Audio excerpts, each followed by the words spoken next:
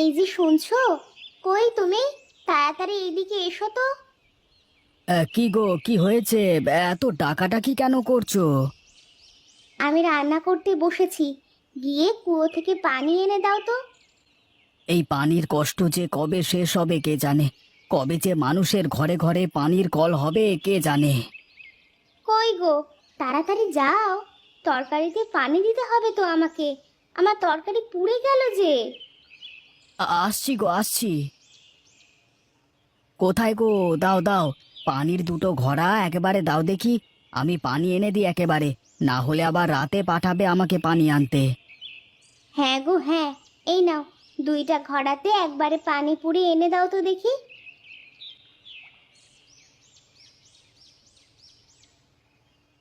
সকাল নেই, দুপুর নেই, সন্ধে নেই, ব্যাস একটাই কাজ, পানি টানো আর পানি আনো। আর ভালো লাগে না, জীবনটা একেবারে অতিষ্ঠ হয়ে গেল।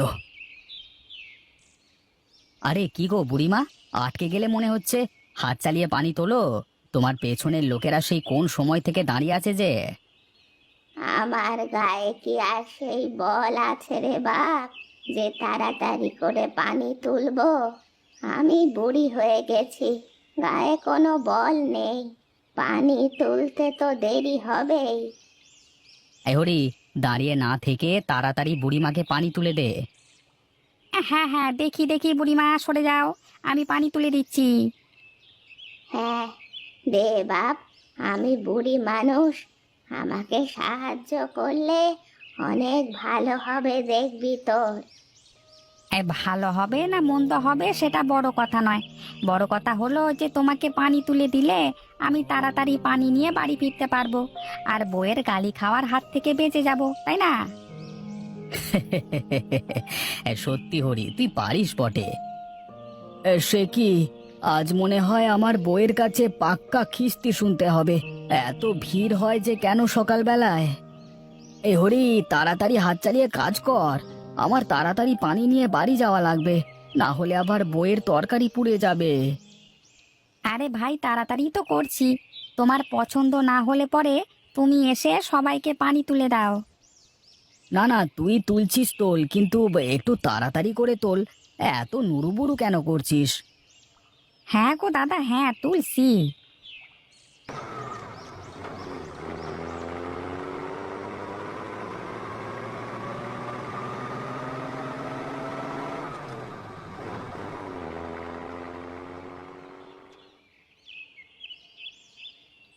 এই রিক্সা, এদিকে এসো। এই কোথায় যাবেন বাবু? আরে রামু কাকা যে, তুমি কবে থেকে রিক্সা চালাচ্ছ? আরে নবীন ভাতিজা মনে হচ্ছে। শহরে থাকতে থাকতে দেখছি একেবারে শহরে বাবু হয়ে গেছো। কই আর শহরে বাবু হয়েছি, আমি তো সেই সাদা সিধে গাঁয়ের ছেলেটাই আছি। না না, তুমি আর আমাদের আগের সেই ছোট নগেন ভাতিজা নেই গো। এই শহরে থেকে অনেকটা শহরে ভাব চলে এসেছে তোমার মধ্যে, বুঝলে। আজ এতগুলো বছর শহরে রয়েছি, তা তো একটু শহুরে ভাব আসবেই আমার মধ্যে। হ্যাঁ হ্যাঁ, বসো বসো, উঠে বসো। দেখি রিক্সাতে করে আমি তোমাকে বাড়ি পৌঁছে দিই। তুমি অনেক দূর জার্নি করে এসেছো, খুব ক্লান্ত লাগছে তোমাকে। হ্যাঁ কাকা, চলো চলো, তাড়াতাড়ি চলো, আমার শরীরটা আসলেই ক্লান্ত লাগছে।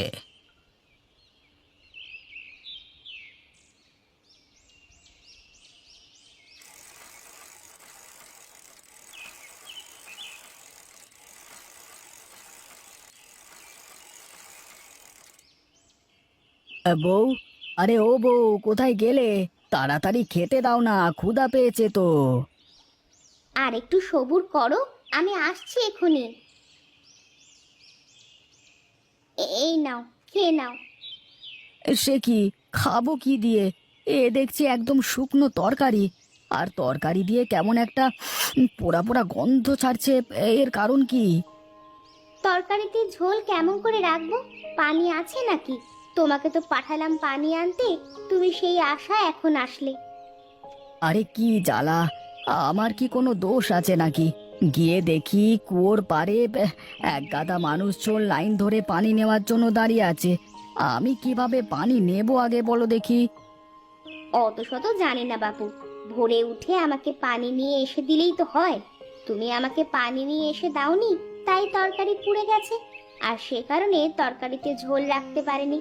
এখন চুপচাপ এটা দিয়ে খেয়ে নাও। তরকারিটা চুলা থেকে নামিয়ে রাখলেই পারতে। আমি পানি নিয়ে আসবার পরে রান্না করলে কি এমন হতো?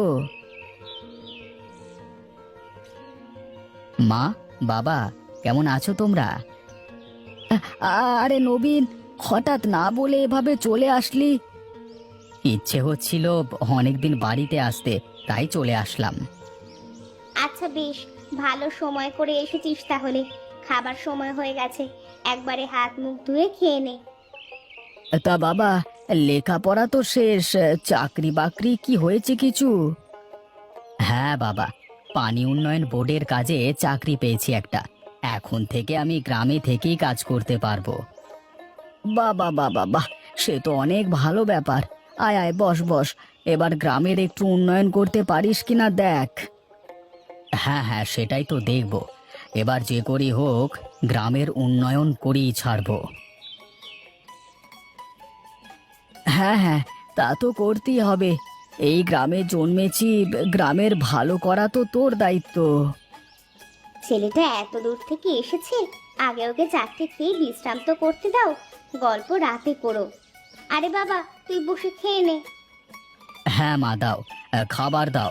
ভালো ক্ষুধা পেয়েছে বুঝলে।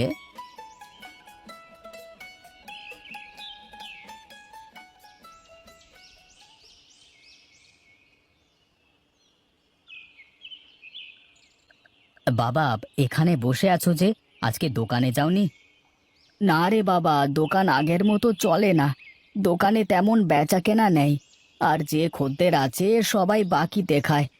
এত বাকি দিয়ে দিয়ে ব্যবসা লোকসানে চলে এসেছে। আচ্ছা বাবা, কালকে থেকে আমরা গ্রামে নতুন কলপোতার কাজ শুরু করব। কিন্তু সমস্যা হলো, আমাদের আশেপাশে তো একটাও পাইপের দোকান বা কলের কোনো দোকান নেই। তুমি চাইলে কিন্তু একটা কলের দোকান করে নিতে পারো, খুব ভালো চলবে। গ্রামে এখন আস্তে আস্তে সব বাড়িতে টিউবওয়েল করবার ব্যবস্থা আমি করে দেব। বাহ, সে তো আমার অনেক দিনের স্বপ্ন ছিল।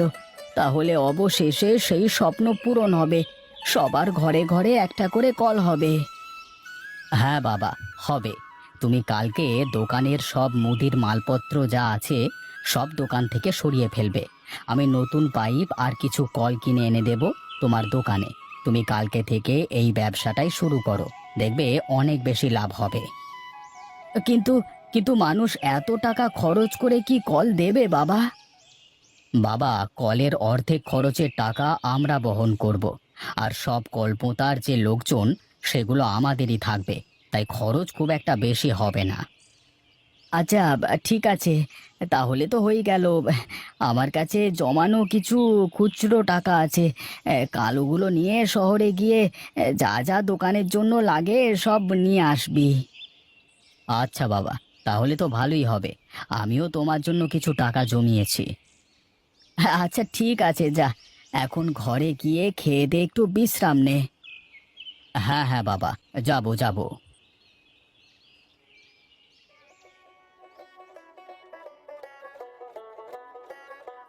বাবা, বাবা, ও বাবা, তাড়াতাড়ি ওঠো। আমি শহরে যাব, তুমি গিয়ে দোকান খালি করে দাও। হ্যাঁ হ্যাঁ বাবা, চলো চলো।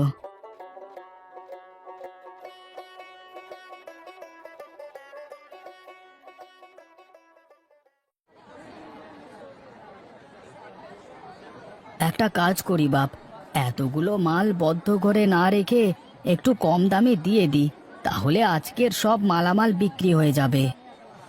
কম দামে দিলে তো লোকসান হয়ে যাবে বাবা।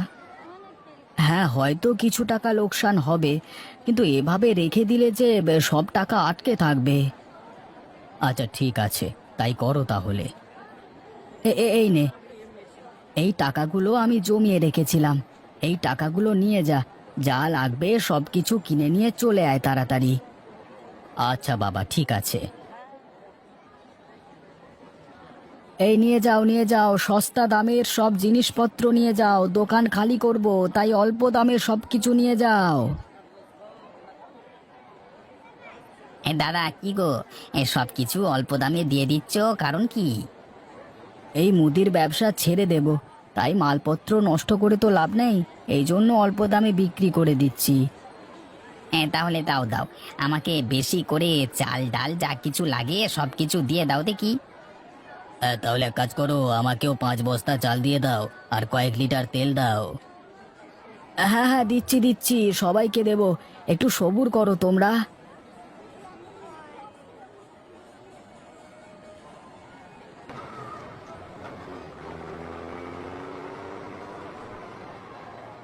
দেখো বাবা, সব মালামাল নিয়ে এসেছি। হে বাহ, এ তো অনেক মালামাল দেখছি। এত মালামাল, সব মালামাল নামিয়ে ফেলবার ব্যবস্থা কর। নাও বাবা, তোমার দোকান সাজিয়ে দিয়েছি। কালকে পথের ধারে সবার আগে একটা কল দেব, পথিকেরা সেই কল থেকে পানি পান করতে পারে। কি হে গোপাল, নতুন করে আবার কিসের ব্যবসা শুরু করলে? কিসের ব্যবসা আর করবো, কিছু কল আর কলের পাইপ নিয়ে আসলাম। গ্রামে এখন আস্তে আস্তে সবার ঘরে কল হয়ে যাবে। বাহ, সে তো ভারী ভালো কথা। তা এত ভালো কাজ করছেটাকে? এত বছরে অনেক চেষ্টা করেও তো গ্রামের পরে কোনো ব্যবস্থা করতে পারলাম না। আগে আমার ছেলে নবীন, ও আমাদের এখানকার পানি উন্নয়ন বোর্ডের বড় অফিসার হয়েছে। আমার ছেলে এসব কাজ করেছে। গ্রামবাসীরা অর্ধেক টাকায় এখন কল পেয়ে যাবে। বাহ বাহ বাহ, সাব্বাস, তুমি প্রমাণ করে দিয়েছো তুমি এই গ্রামেরই ছেলে। তা প্রথম কলটা কোথায় লাগাবে? এই যে প্রথম কলটা আমাদের গ্রামে রাস্তার পাশে লাগাতে যাচ্ছি, যাতে পথিকেরা আর গ্রামের মানুষেরা রাস্তায় চলাচলের সময় কল থেকে পানি খেতে পারে। বাহ, সেটা তো খুব ভালো ব্যাপার। তাহলে কালকে আমার পক্ষ থেকে গ্রামের সবাইকে দাওয়াত থাকলো। কাল সবাইকে আমি খাওয়াবো, কেমন? বা বেশ তো, কালকে কলপারে একটা মহাভোজের আয়োজন হোক। হ্যাঁ হ্যাঁ, তোমার এসব নিয়ে কোনো চিন্তা করতে হবে না। আমি সব ব্যবস্থা আমার লোকজনদেরকে নিয়ে করিয়ে নেব। আর তুমি গ্রামে আরও 20টা কল পোঁতার ব্যবস্থা করো। যা টাকা লাগে সব আমি দেব। আচ্ছা ঠিক আছে, আপনি কোনো চিন্তা করবেন না, সব কাজ হয়ে যাবে। আচ্ছা আচ্ছা, আমি এখন চলি তাহলে। আচ্ছা মোড়ল মশাই, আসুন তবে।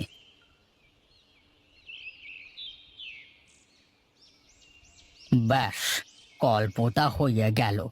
এখন নাও নাও, সবাই খাওয়া দাওয়া শুরু করে দাও। খাও খাও, গ্রামের নতুন উন্নয়ন উপলক্ষে সবাই পেট পুরে খাও। তোমাদের আর পানির কষ্ট করতে হবে না। খুব শিগগিরই ঘরে ঘরে কল করতে দেওয়ার ব্যবস্থা করা হচ্ছে। এখন সবাই শান্তি করে খাবার খাও।